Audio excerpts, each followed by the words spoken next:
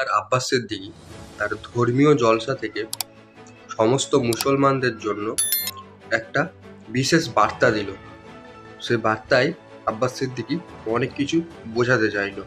কি বোঝাতে চাইলো সেটা আমরা দেখে আসি। তার আগে যারা ভিডিওটা দেখছো তারা ভিডিওতে একটি করে লাইক দিন এবং চ্যানেলটাকে ফলো করে দিন।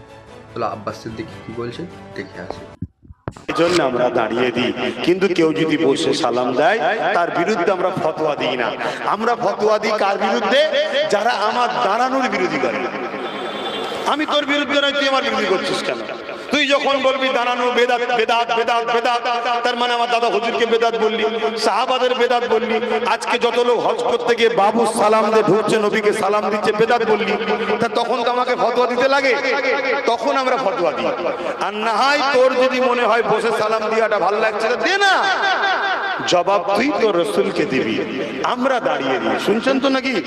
এলিয়ে বাবা ঝগড়া করিস নি বাবা।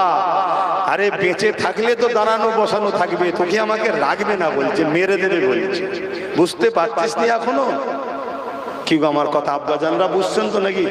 আমাদেরকে মেরে দিবার প্ল্যান চলছে। তাই শোনো, আল্লাহ দয়া করে, দয়া যদি করে, একটা আল্লাহ দিয়েছে, আমরা যদি আরো অনেক কটাকে তৈরি করতে পারি, আমাদের হয়ে লড়াই করার লোক থাকবে না? থাকবে না?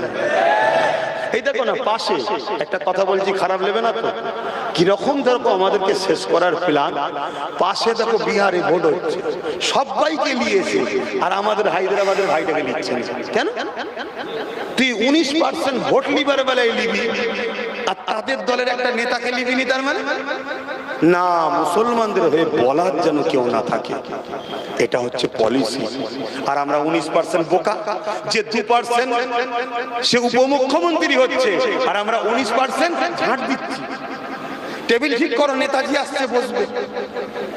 কবে বুঝবে? তাহলে এই বাংলায় যদি কেউ সিএম হয়, তাহলে যারা 35-40% তাদেরকে উপমুখ্যমন্ত্রী হওয়া দরকার আছে না?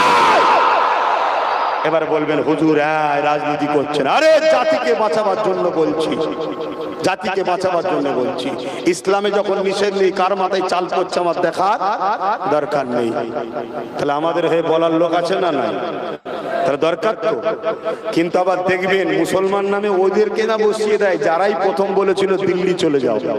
প্রথমে তার মমতা বলেনি দিল্লি যাও, প্রথম কে বলেছিল? আর দুটো মুসলমান নামধারী বলেছিল না? ওদেরকে দিয়ে বলিয়ে বাজারটা কেমন আছে দেখছিল, দেখছে কই কে কিছু বলছে না তো, তার মানে গোলাম তো বেশ ভালোই হয়ে গেছে। তারপরে মমতা বলল, মমতা বলার পরও সব চুপ ছিল। তারপরে আমি যেই বলেছি যে এত বড় কথা বলেছে, এর বিরোধী যে করবে না সে পীর পীরজাদা সব হারামখোর, তখন সব বলছে এই ধরা পড়ে যাবো রে, বল বল বল বল বল বল বল। কথা শুনছেন না? শুনেন ছেড়ে দেবো নাকি? খুব